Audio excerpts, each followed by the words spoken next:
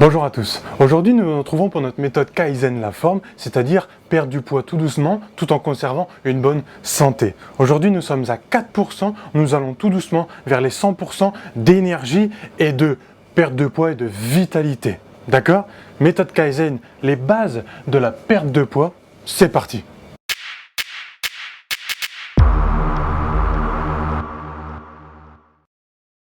Aujourd'hui, je reprends pas mal de bases parce que je ne sais pas qu'est-ce qui vous concerne, vous, qui est derrière l'écran. Je reprends à peu près toutes les bases que notre corps peut nous fournir pour perdre du poids. Et je pense que je vous ai concocté pas mal de petites choses sympas. J'espère que ça va vous plaire.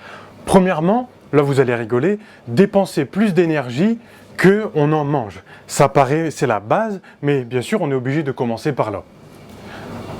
Au niveau des calories, bien sûr. Ensuite, on va parler de l'inflammation. Il faudra baisser son inflammation pour perdre du poids beaucoup plus facilement. Car sinon, l'inflammation, en fait, dans notre corps, elle nous prend de l'énergie et elle va capturer notre système immunitaire. Donc, sans énergie et sans système immunitaire, ça va être compliqué de perdre du poids. Et en plus, ça va entraîner une fatigue et avec la fatigue, on a du mal à perdre du poids aussi. Et on en prend. Je fais aussi une parenthèse sur la vitamine D car il faudra un bon taux de vitamine D dans le sang pour pouvoir lutter contre cette inflammation. Sinon, on va être fatigué et la vitamine D, il faut avoir un bon taux, d'accord? Vous pouvez aller voir l'ancienne vidéo que j'ai faite, Kaizen la forme 3% ou 2%, je ne sais plus, sur la vitamine D. Et l'autre, c'est sur l'inflammation, donc c'est parfait. On va prendre son temps pour parler du métabolisme. Parce que le métabolisme, ceux qui ont beaucoup de métabolisme vont avoir beaucoup de facilité à perdre du poids, voire ils n'en prendront même pas. Par contre, quand on a un métabolisme lent, généralement c'est là qu'on prend facilement du poids. Voilà, quand on prend facilement du poids. Mais alors, qu'est-ce qui permet de nous orienter vers un bon métabolisme ou pas? Eh bien, quel âge on a?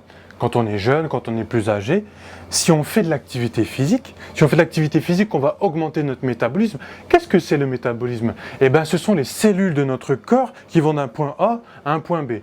Donc, c'est la rapidité que ça va se faire, ce métabolisme, d'accord? Donc, du coup, il y a l'âge, il y a l'activité physique et les antécédents sportifs. Oui, parce que tout au long de notre vie, au plus qu'on a fait de l'activité physique, au plus qu'on aura de mitochondries. Et les mitochondries, c'est ce qui régule les hormones, c'est ce qui régule la mélatonine, l'hormone du sommeil. C'est ce qui nous permet de créer de l'énergie. Et au plus qu'on a des mitochondries, au plus que notre sucre sera métabolisé. D'accord? Donc au plus qu'on va fabriquer de l'énergie. C'est magnifique, non? Au plus qu'on va avoir un corps, boum boum, donc au plus qu'on aura de métabolisme. Donc l'activité physique, vous voyez, très important. D'ailleurs, on va la retrouver un peu partout. Si vous avez une pathologie, que ce soit au système cardiaque, avec une inflammation au niveau des vaisseaux qui va peut-être mener à une hypertension, ou si vous avez une pathologie au niveau de la thyroïde, vous aurez peut-être moins de T3. Donc la T3, c'est la maîtresse du métabolisme, d'accord? C'est ce qui va aussi donner de l'énergie. Système nerveux, pareil, j'aurais dû le mettre avec mon stylo rouge, parce que vous savez que le stylo rouge, c'est ce qui est très important. Mais je l'ai quand même souligné 3 fois. Parce que ceux qui ont un système nerveux qui sont toujours actifs comme ça, on les voit, des fois on les repère, et bien eux, ils auront très peu de chances de prendre du poids ou ça va être très facile de perdre du poids. Par contre, quand on a un métabolisme plus lent, alors là, on va essayer on stocke généralement un peu plus facilement. Stylo rouge. Alors là, le stylo rouge, la gestion du sucre. Pourquoi la gestion du sucre, c'est très important? Parce que ça va entraîner des voies métaboliques. Parce que ça impacte directement la voie métabolique, non seulement de l'énergie, c'est directement transformé en énergie, ou alors c'est directement dans le gras. Bon, bien sûr, ça va passer par quelques systèmes de digestion, mais on va très vite faire du gras avec le sucre. C'est la base. Pour pouvoir l'utiliser plus tard. Il y a 3 solutions. Alors, soit on mange moins de sucre, soit on va avoir plus de sucre de qualité pour avoir moins d'inflammation. Soit on va vider le muscle de ses réserves de glycogène, c'est-à-dire vider le muscle de ses réserves de sucre. Ou alors on va allumer les récepteurs à l'insuline. Souvent quand on a une résistance à l'insuline par exemple. Allumer les récepteurs à l'insuline, c'est-à-dire que quand par exemple je marche juste avant de manger, et on va allumer les récepteurs de l'insuline et là on va au lieu que le sucre va dans les adipocytes, donc faire du gras, grossir, et ben il va aller hop, dans le muscle. Parce que le muscle, on aura ouvert le récepteur de l'insuline et le sucre il va venir. Donc le sucre il ira dans le muscle plutôt que dans nos réserves de gras. Donc on marche et tout ça forcément, vider le muscle de son énergie et allumer les récepteurs de l'insuline, ça sera forcément en faisant de l'activité physique. Faut pas beaucoup hein, pour allumer les récepteurs ou même vider son énergie, vider ses réserves de glycogène, il faut pas beaucoup.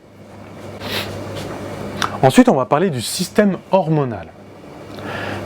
Comme je l'ai dit précédemment ici au niveau de la thyroïde, est-ce que vous avez plus de métabolisme au niveau de la thyroïde ou est-ce que vous en avez un peu moins? La thyroïde, c'est une sorte de petite glande qui va fabriquer plein d'hormones, et notamment la T3. Vous voyez ici T3++, au plus qu'on a de la T3, et ben au plus qu'on va avoir de l'énergie.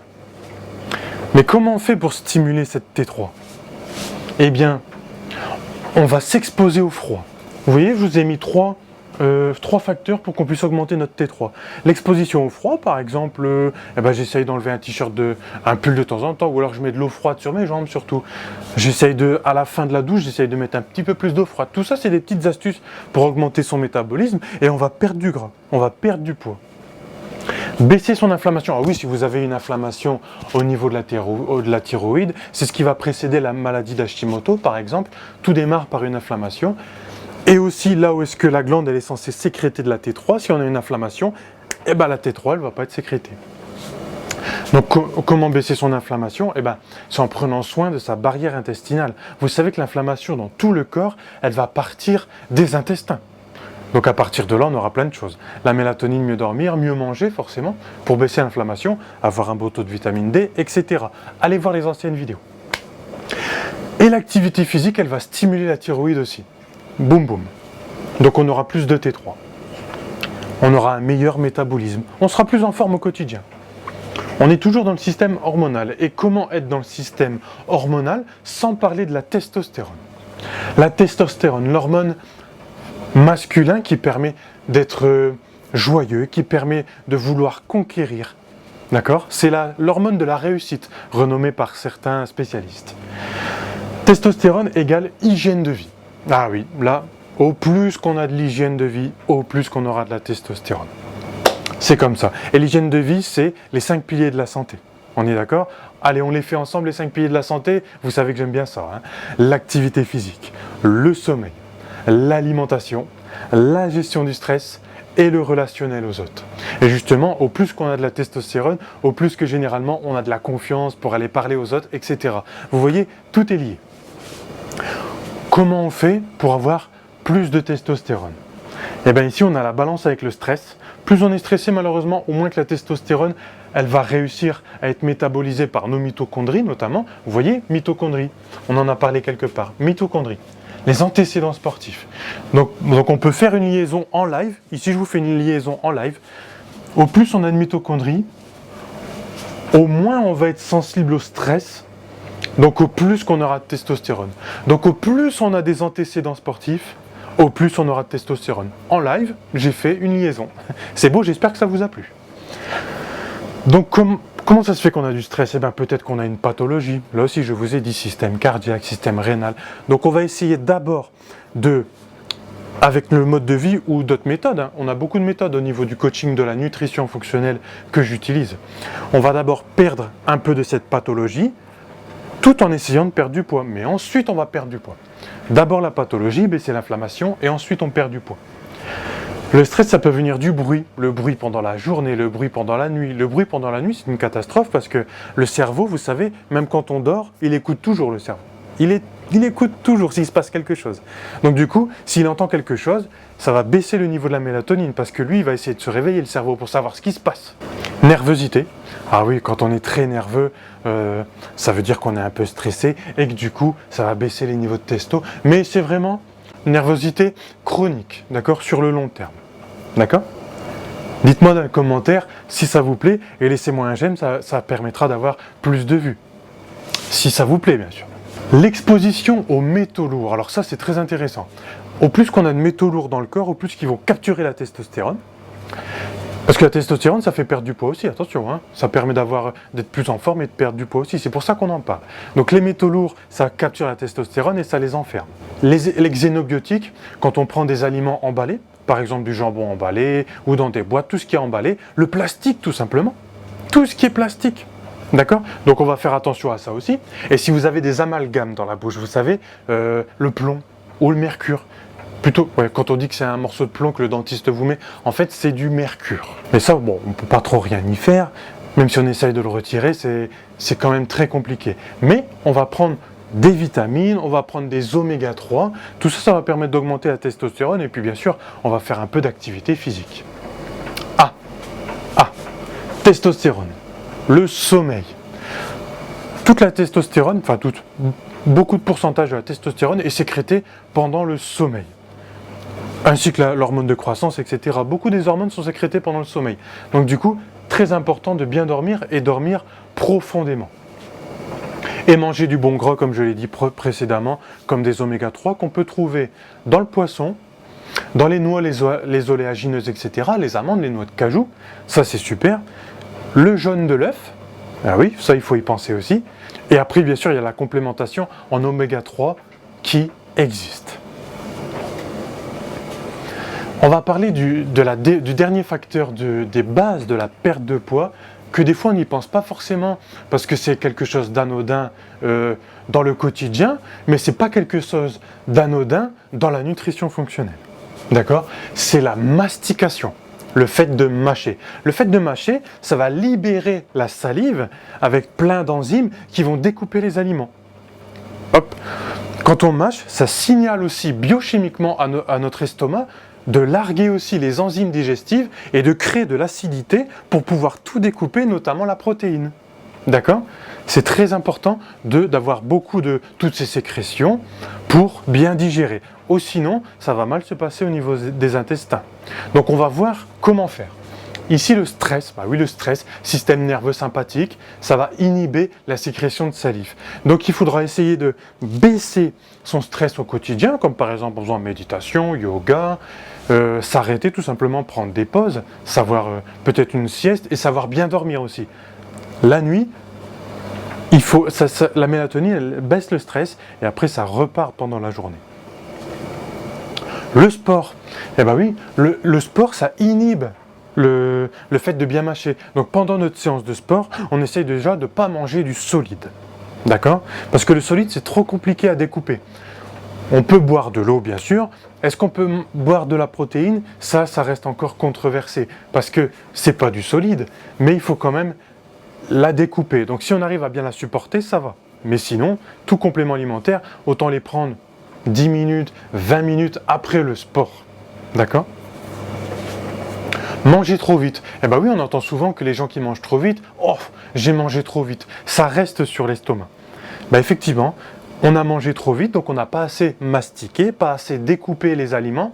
Du coup, l'estomac, des fois, il a trop de travail et il ne va pas réussir à tout découper. Donc ça va partir dans notre intestin et créer une inflammation et on va avoir un plus gros ventre et prendre du poids. Vous savez, les ballonnements, ça peut venir de là. On mange trop vite. Inflammation des intestins quand on mâche trop vite et une prise de poids au niveau du ventre. C'est ce que j'ai dit. Parenthèse de la balance. Qu'est-ce que c'est la parenthèse de la balance? C'est quelqu'un qui fait pas d'activité physique et qui va commencer l'activité physique. Vous, j'espère que si vous en faites pas, on va commencer ensemble. Hein. Vous commencez l'activité physique, qu'est-ce que vous faites? Je vais prendre mon poids pour voir si j'arrive à perdre du poids. Ah, le problème, c'est qu'au bout d'un mois, vous allez voir que vous n'allez peut-être pas perdre de poids. Pour deux raisons. Premièrement, dès que vous faites de l'activité physique, vous allez prendre pas mal de muscles si vous n'en avez pas fait avant. Vos muscles ils vont faire boum, c'est fantastique. Mais du coup, le muscle pèse je ne sais pas combien de fois plus lourd que le gras.